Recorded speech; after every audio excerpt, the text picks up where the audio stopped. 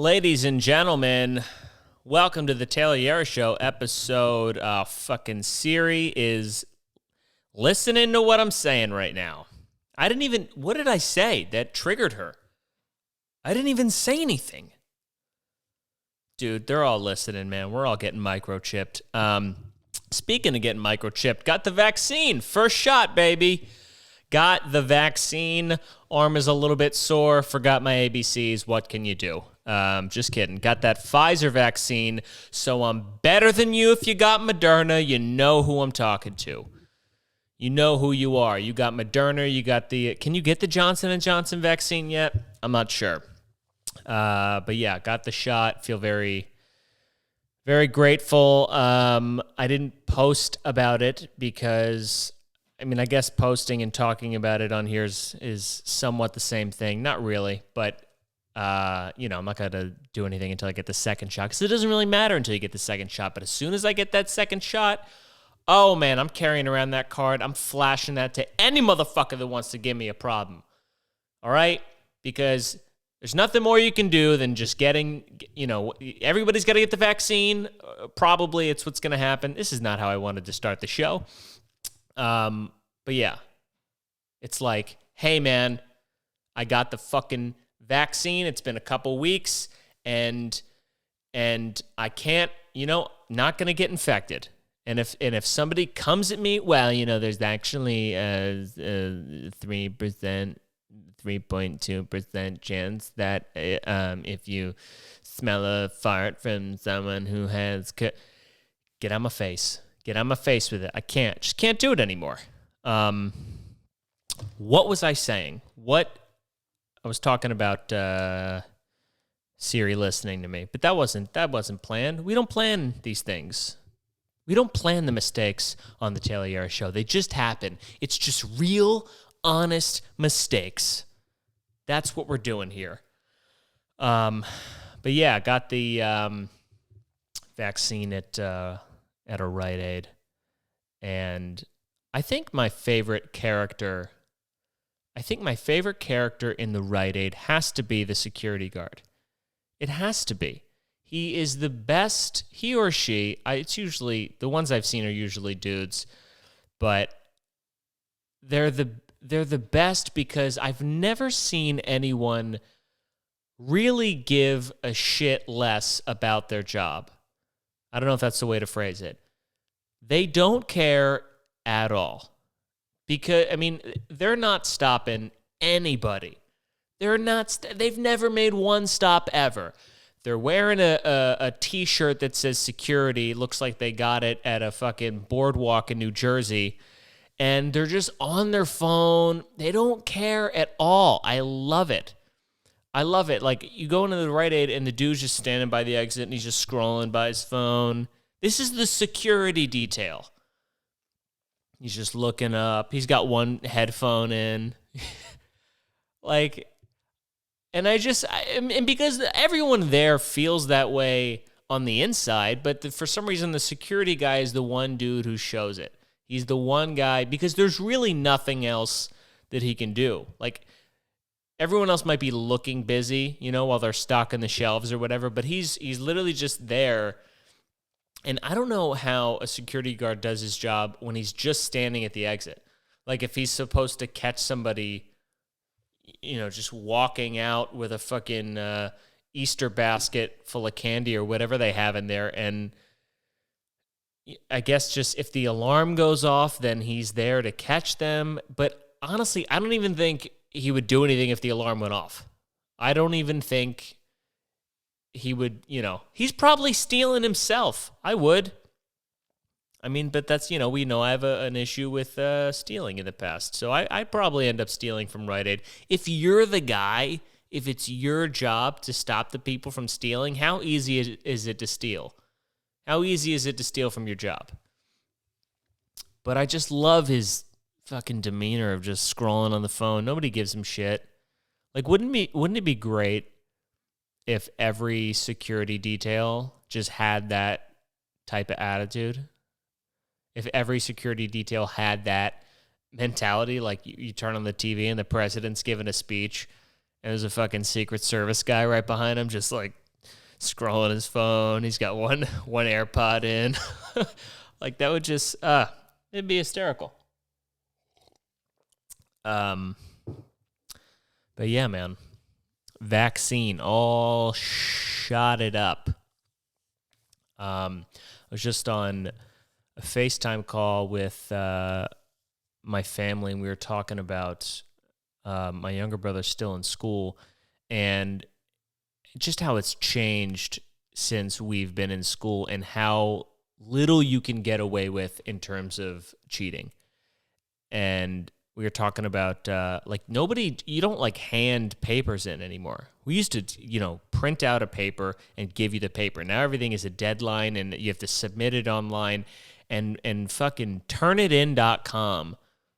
These snitches. Who came up with this website? If you don't know, it's a website where you turn it in and like some algorithm or something just scours the whole internet, all of it, and it scours that and all the other papers that were submitted from this year, 3 years ago, since the beginning of this technology existed.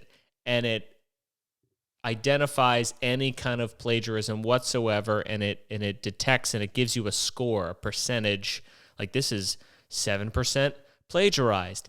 And we're just sucking there's a creativity and there is an art to plagiarism. And I am against straight up copying somebody's paper or copying word for word. But a lot of the effort that I put into my papers, it was about taking something that sounded good and then changing it via thesaurus or whatever, mixing some shit around to put it into my voice. Because I couldn't come up with whatever the fuck they just said. You know what I mean? And then getting away with it, in my opinion, you deserve the grade. You deserve the grade if they don't catch it. And I think this puts less onus on the teachers to really know their students. Like teachers don't know their students enough to be able to catch that, oh, you don't fucking write like that. That's how plagiarism was caught in my day. These teachers were judging these students and being like, somebody would turn in a paper and they'd use a phraseology that they knew they wouldn't, like somebody would say, in an effort to, or something like that. And they'd be like, Michael's a fucking dipshit. He doesn't talk like that. There's no way he came up with that. If there's the loser, not the loser, but just the dumbass in the class, and he's got perfect sentence structure on his papers, and he's got perfect paragraph formation, MLA format, whatever it is, and you knew right away. You're like, all right, there's no... You know what I mean? I think that the teacher should have to do a little bit more than just plugging it into the computer and having them do it. Like, what is the relationship that you're building with your students? If all you're checking for is that it's not plagiarized, then, I mean, what are we really doing here? And my older brother and I were just joking how if that was around when we were in school, there's no way that we would have passed. I mean, the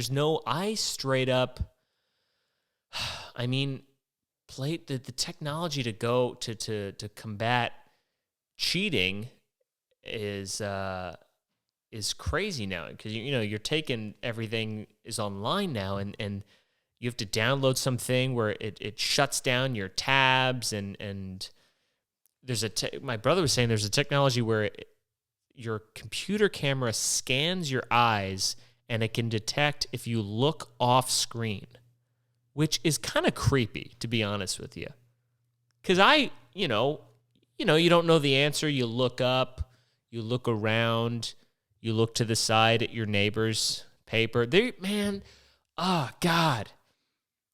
This is something that's lost that I think, it benefits people in the real world. Like when you were taking a test in class next to somebody, figuring out how to cheat when the teacher is walking around and looking at people, those skills, I guarantee you, will will serve you in real life better than just memorizing a bunch of shit you won't learn again.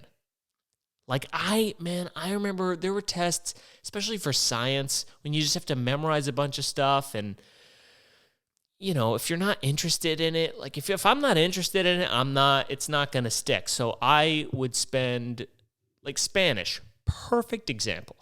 Spanish is a perfect example because I took Spanish 1 4 years in a row, still don't know anything. I can ask where the library is. That's about it. And the bathroom. Ask for the bathroom a lot. And what I used to do, the first thing I tried was, this was an old trick, and then it got around that, it was too common, so they didn't let you have water bottles, but you took like a water bottle and you peeled the wrapper or whatever it is off, like the Dasani logo thing off, and you wrote on the inside, you wrote like a little study thing on the inside and then stuck it back. So then you had a water bottle sitting on your desk and you just ever so slightly keep turning that thing, and the writing is on the inside so they couldn't see, you know what I'm saying? That was like the first evolution. And then teachers got a little smarter. So then what I did was I would, in Spanish class, all the different like a lot of the necessary translations, I would go on Word and I would type that shit up, in a row, and like, what am I trying to say? I'd type the translation, hit enter. That's what I would fucking do. And so I'd have a big list, and then I would shrink it down to like 7 font. 7, like that was the size font I used, like 7. And it just shrunk it up. And I would print out all those different, translations based on whatever the subject was, and then I would cut them out. So I'd have these little tiny, tiny cards, but I would leave a hole. I would leave like a little space for a hole in the corner of each one. So I hole punched each one, and then I fit them around my key ring. So I had all these little cards just stuck to my keys. And this was back when, you had shit around your key ring a lot. You had your membership card to Rite Aid and Walgreens and Planet Fitness and whatever the fuck. So you just stick them in the middle of that, and it just looks like you have shit around the rings of your keys. And so you put them on there in the order of like what you would need the most first, and then in the back is like the shit you may have to glance at, but it's not necessary. And yeah, that worked like a fucking charm. And the beauty of that, once I was like, oh, this worked, and then my other classmates were like, dude, that's fucking genius.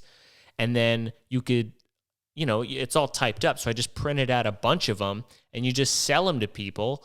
And so everybody's got the hookup. But then that became the issue, because then everybody's got fucking keys on their desk, and everyone's holding their keys in their hand. And like, so that was kind of the downfall. Me trying to capitalize and make money off it. So that was a lesson to be learned. If you have something that's working for you, just keep it to yourself, pretty much. But yeah, bottom line, we wouldn't have passed. And I think those skills that I made, that I garnered, are more important than Spanish anyway. So what are you gonna do? Yeah, man. We've been having fun. We're doing a cookout today. Got some tomahawk steaks and all this stuff, and I've been eating good, man. A lot of the food talk on this podcast is about Ben and Jerry's. Not that that's stopped, but the food I've been eating has just been better, man. Her mom makes fucking fresh bread, and there's avocados everywhere, and I get it. It's pretty awesome. We had some good Mexican food. We went down to Santa Barbara because Kate had a photo shoot to do or whatever, and I sat in the car and just looked at my phone and waited for it to be over because, it's kind of cold. Dude, it's been fucking cold. It hailed here. It was hailing in California. What's happening, Greta? Someone call Greta Thunberg because I have some complaints. Okay? Why is it hailing? I feel like every time something crazy happens with the weather, it's always the first time in like 1,000 years. Everything's like, oh, we haven't had something like this since like 1945. Who's keeping track of all this? I think people just make it up. Could be wrong. Probably I'm wrong, but that's what I think. But yeah, we drove down there, man. We've been driving a lot of places, and we've been playing a game that we don't get to play a lot in New York just because there aren't as many of them out here. But we do the punch buggy game because we're children, and I've been wrecking, Kate. I have been wrecking. I have just an eye for when that buggy comes into view, somebody's getting socked, okay? And there's so many of them out here. So we've been just punching the shit out of each other, and it's been fun. It's been a lot of fun. But yeah, this is something that's been bothering me. This happened, was it like yesterday or something like that, where one of my friends posted something on Instagram, and it just made me laugh, and I thought it was funny, so I texted them, and I was like, hey, man, your post on Instagram, that was hysterical. I really liked it. And then they responded, well, you didn't actually like it. And I was like, what? Well, you didn't like it. And they put that in quotation marks. And what they mean is you didn't double tap on your screen to show that you liked it.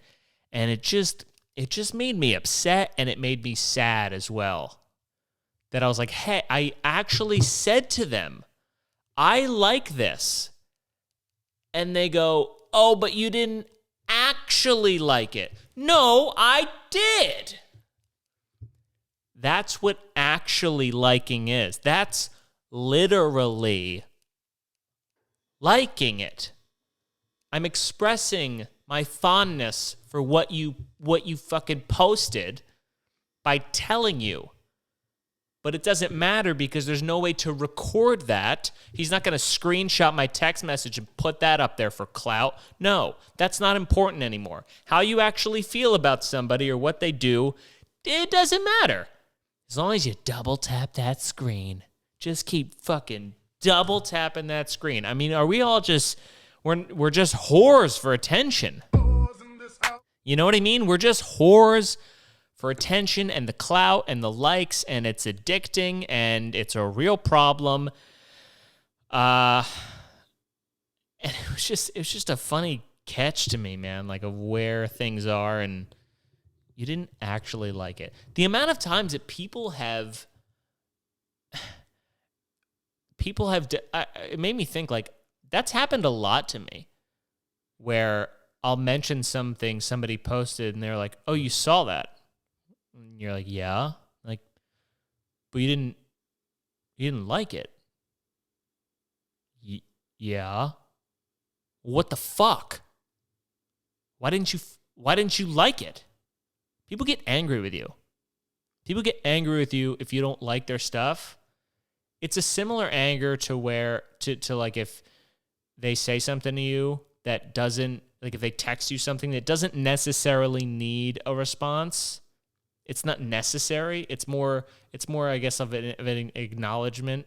They'll say something to you, and in your head, you're kind of just like, oh, yeah. Or, all right, cool. But you don't text back K or whatever. People get upset. People get really angry. What is that? Maybe I'm just a bad texter. I've been told I am because I don't get back to people right away, or I don't text quality enough responses or something. I'm bad. Kate's worse. Kate she's so bad. You go, like, if you look at her phone, the messages, her notifications, she's got like 19 unread messages. That shit just gives me anxiety. You like scroll back, and people, the texted her 2 weeks ago. It's one thing, all right, I have not responded to people before, but to not even open the message, like, how do you know then when you have a new message? Because it bothers me. Same thing with her Instagram. Like, people DM her, and then I was going through her DMs while she was driving because I was going to respond. I was like, hey, somebody said something about your story. And then I was like, all right, I'll respond to them. And then there's like a fucking million people that she didn't respond to. So disrespectful. Very disrespectful. So I don't think I'm not that bad, but if I don't think it needs a response, I'm not gonna give you the response, basically. But yeah, man, that's like our social, not our social norms, but like the way we communicate, how much it's dictated by this fucking phone, this screen, man. It's really bad. I've been trying to work on that, of just being present, because I'm on the West Coast, and part of me wants to be back on the East Coast, and, you're seeing people post stuff, and I'm trying to and then everybody I talk to that's back there, that's like, they wish they were here, and nobody's happy where they are. Nobody's happy with anything. So I'm trying to just be more in the moment and I'm reading a book, The Power of Now by Eckhart Tolle, because my buddy recommended it to me, and most of it's cool. Some of it's a little horse shit, but I'm trying. I'm fucking trying, because my therapist dumped me. That's a true story. Just text me or just email me out of the blue. It was like, hey, I don't work at that place anymore, which I guess is fine. You're allowed to move. That's got to be tough. If you work at a place and you're a therapist, you have clients, you have patients, or I guess that's what you call them. And then but if you're miserable working there, yeah, you would want to move. But you'd think you'd give them a little heads up. Like, it wasn't, hey, not this session, but the next session will be our last because I'm moving facilities, and, it gives me a little time to get my affairs in order, if you will. But yeah, just broke it off with an email. I felt like I got dumped a little bit. She's like, so I no longer work at the neuropsych yada yada of this place, and let me know your thoughts. Just let me know your thoughts on me. Well, normally I would tell you my thoughts in our regularly scheduled session time. That's when I usually share my thoughts with you. But I don't know.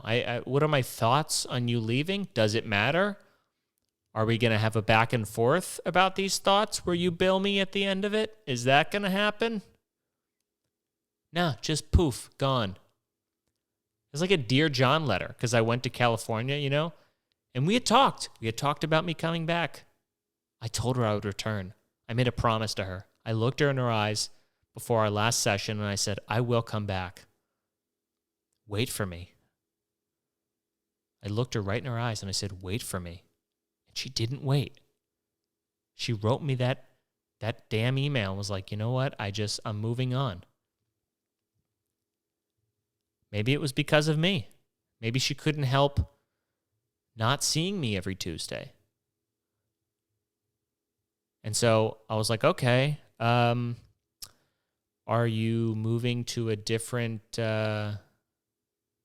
facility or service provider or something? Like, where are you going? Maybe I could come. Maybe I could make the leap with you. We could hold hands and jump off the cliff together and build our wings on the way down. Something my freshman year acting teacher used to say that makes no sense. Maybe we could do this together. And she said, actually, I'm going to be working with rehab patients now. So I'm tired of listening to your bullshit. Like, after that, I mean, what am I going to say? I like talking to her. We get, we have a nice rapport of a therapist and patient, but it's not like I'm going to, start doing drugs and then try to get off just so I can go sheepish broad. So yeah, that's a bummer. Getting dumped by your by your therapist. That's like a hacky is that a premise of a? I feel it kind of sounds like a hacky joke, and something that I guess people, I guess like you get in a bad breakup and then you go to talk to your therapist and then your therapist breaks up with you. Da-dun. But it doesn't actually feel good when it happens to you. And I had some therapy material, and you know what? I'm still going to do it. Still going to do it, even though I'm not seeing her anymore. And maybe we'll find somebody else. We're going to find someone better. If she doesn't want to stick around for you, then you know what? Fuck her. Fuck her. You don't need her. I don't know why I was doing an annoying girl voice for... Anyway, I don't know. We're losing it. We're losing it out here. But, yeah, so that's that. I don't need a therapist, dude. I'm getting the vaccine. You know what I mean? Why do I don't need to talk out my thoughts and my problems to anybody because I'm vaccinated, okay? The gift of life has been given to me. I'm out here and I'm not going to be killing grannies. So anything else is just a gift, if you ask me. I'm going to be out here sipping wine, no mask at the wineries. Dude, the wineries out here, there's so many of them, and I don't know when wineries bloom. Is that the word? I don't think that's the word. Whenever the fucking grapes grow, and because they're all barren out here, they just look like these weird organized fields, and I don't know how wineries work. I just know the word fermentation comes into play, but I've only ever, like the word fermented, like guys only use that word when they're talking about how their balls smell, or like a really nasty fart, It fermented. That's disgusting, and I apologize. But yeah, I don't know how. I was trying to figure out how it worked. Because in my head, I picture that. You remember that cranberry juice commercial? I think it was cranberry juice where they're just like in a field of cranberries in liquid or something, and just like stomping them in with their bare feet, which is kind of gross when you think about it. When you think about that commercial, how they were just stomping them out. That's what I imagine. That's how you make wine. Like it's grapes and alcohol. So my dumb brain would just imagines like a bucket of grapes, pour in some vodka or something, and just start stepping on it. And that's wine. We have a lovely, lovely Merlot here that was smashed by a Greek man with a fungus infection on his big toe. Gives you that bite. Gives you that bite at the end. It's got a real good mouth feel. Dude, people who think they know wine, are they not the most annoying people ever? There's some people that do, but it's like the ones that don't know, or the ones that are kind of just bullshitting you, those are the loudest talkers about it. It's really just knowing the right adjectives. Like when I was working in the restaurant, I couldn't tell you the difference between this wine or that wine, doing a blind taste test. I don't know. I don't friggin' know. It's wine. Who cares? Do you like it or do you not? The people who they asked for my opinion are like, oh, could you tell me about this wine? How about I give you a taste of it? Is that not the most that information that I could share with you is actually getting the thing? You know what I mean? That'd be like sitting down at like a weird eclectic restaurant and you're like, oh, what is this dish? I've never heard of this before. What is that? And then they come out and they bring you a little piece of that dish and you chew on it. I mean, what else do you want? You want me to sit there like an asshole? Oh, the acidity, and it's got a real jammy finish. It's got a real jammy finish. You're gonna taste the dark fruits and the cherries, and you're gonna get at the finish. You're gonna get a real oak. You're getting a nice oak. Hey, no, you're not. No, you're not. I refuse to believe that people are like, oh yeah, I'm tasting the bits of dark chocolate and then the oat and then the gravel and the little lemon and all this stuff. No, you taste wine. You taste wine, and I don't buy anybody. Dude, after I saw that, you ever see that documentary?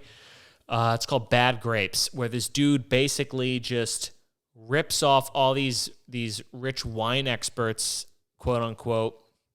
Like, he basically takes these cheap ass fucking wines and then swaps the labels, and he has this whole operation where he ages them, and he does this shit to the cork to make it look like, oh, this is a fucking 1946 yada yada that Hitler drank or whatever. And then he, so they're at this dinner, and he's pouring these wines, and these people that are like, oh yeah, you can totally tell that's, and meanwhile it's goddamn $2 Chuck from Trader Joe's, and they don't know the difference. And ever since I saw that, I was like, everyone's full of shit. You know what I mean? Everybody's full of shit. It's the same thing with coffee. The people that work in the high-end coffee shops that oh, I can totally tell now you can tell the difference between good coffee and bad coffee. I'll give you that.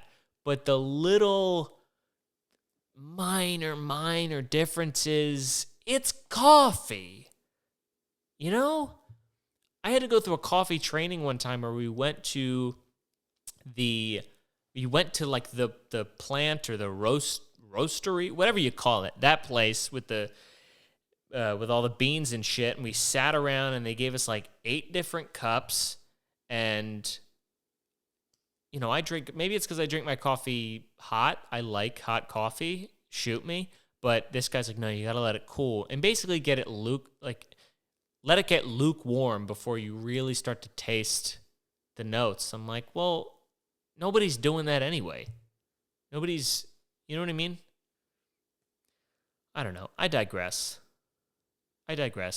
But yeah, that's the, let's call it. That's the podcast this week.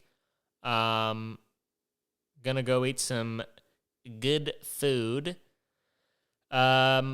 If you're on the East Coast, most people are on the East Coast who listen to this. If you're on the East Coast, just know that I'm a little bit jealous of you. And if you know my therapist, you know what? Don't go see her, because she'll leave you and leave you heartbroken. Yeah, shout out to Rite Aid. Shout out to Pfizer. Yeah, don't blow your stimulus check in all in one place. Don't go fucking to some fancy ass restaurant like what's his face? Oh, that fucking, see that video? And then we'll wrap up. That video of the Salt Bay dude feeding the lamb to the woman while the guy watches. Is that not the most disrespectful shit you ever seen in your life? Oh God, I love it. It's like, I mean, totally. She's like getting fed this piece of lamb, and she sticks her tongue unnecessarily far out, and she's locked eyes with Salt Bay. Hey, don't call yourself Salt Bay. What? Dude, fuck that guy. I don't like him. I don't like Salt Bay. You know what I mean? You're a goddamn meme, and you opened a restaurant. You opened a restaurant because you're a meme. And the way he cuts the fucking meat and shit. Get over yourself, dude. Take the sunglasses off. It's dim in here. It's nighttime and the lights are low. Take off your sunglasses. God, that's a dude who just never got his ass kicked, and who just, I don't know, man. He just doesn't come off as a chef to me. You know what I mean? There's a thing about chefs, and they all have something that kind of just connects them, and and he just doesn't seem like he has it. He's number one, he's too in shape, and I don't know. I just don't trust him. But that video was hysterical of the dude just kind of looking at his girlfriend being like, are you fucking kidding? What the fuck? But super disrespectful. Anyway, don't go spend it all in one place. See you next week. Enjoy the stuff. Go get vaccinated unless you don't want to. I don't think you should have to if you don't want to, but I don't make the rules. That's it. See you next week. Thank you very much. Goodbye.